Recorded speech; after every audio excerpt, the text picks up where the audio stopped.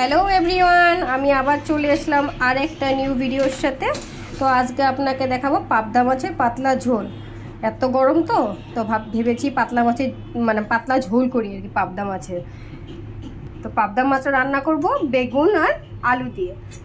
তো মশলাটা দেখিয়ে দিই। এখানে হলো টমেটো পেস্ট আছে, আর এখানে হলো জিরে ধনে আর কাঁচা লঙ্কা পেস্ট আছে। মাছটা খুব ভালো করে হলুদ লবণ দিয়ে মেখে নিয়েছে।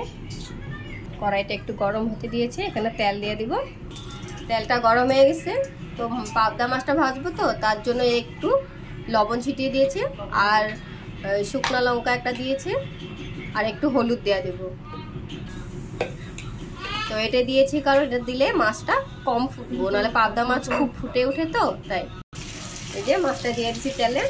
মাছটা একটু ফ্রাই হওয়ার পরে তারপরে নেমে ফেলবো। মাছটা ভাজা হয়ে গেছে, মাছটা নামিয়ে ফেলেছে। এখন তেল কালো জিরা ফোড়ন দিয়েছে, তারপরে বেগুন আর আলু দিয়ে আলু একটু ফ্রাই করে নেওয়া হবে।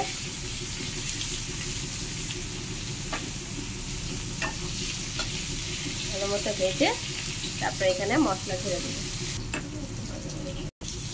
তো বেগুন আলুটা ভাজা হয়ে গেছে, এখন পেঁয়াজ কুচি দিয়ে দিয়েছে। বেগুন আলুটা ভাজা হয়ে গেছে, এখন মশলাগুলো দিয়ে দিচ্ছে। মশলাটা আবার বলে দিচ্ছে মশলাতে কি কি মশলা আছে: জিরে গুঁড়ো, ধনে গুঁড়ো, আর কাঁচা লঙ্কা পেস্ট, হলুদ, কাশ্মীরি রেড চিলি পাউডার। ভালো মতো মশলাটা কষিয়ে নিতে হবে। কয়েকটা কাঁচা লঙ্কাটা গোটা দিয়েছি, এটা মানে আগে কাঁচা লঙ্কা পেস্ট করেছে, তো এটা আমি গোটা দিয়েছি। মশলাটা কষানো হয়ে গেছে, এখন টমেটো পেস্টটা দিয়ে দিলাম।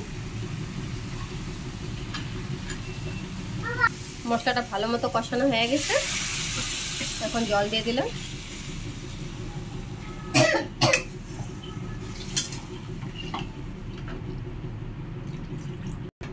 জলটা দেওয়ার পরে একটু ম্যাগি মশলা দিয়ে দিলাম।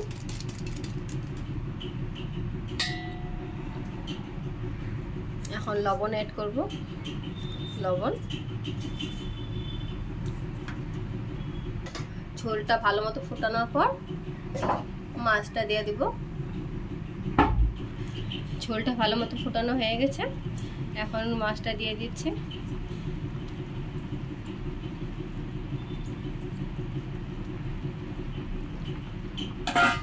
আর একটু ফুটাবো, 1-2 মিনিট ফোটানোর পর মাছটা নামিয়ে ফেলবো।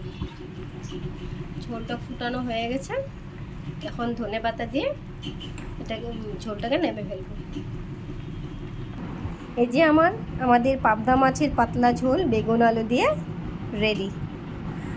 আপনাদের যদি আমাদের রেসিপিটা ভালো লাগে অবশ্যই কমেন্ট করে জানাবেন। আবার দেখা হবে নেক্সট একটা ভিডিওর সাথে। বাই।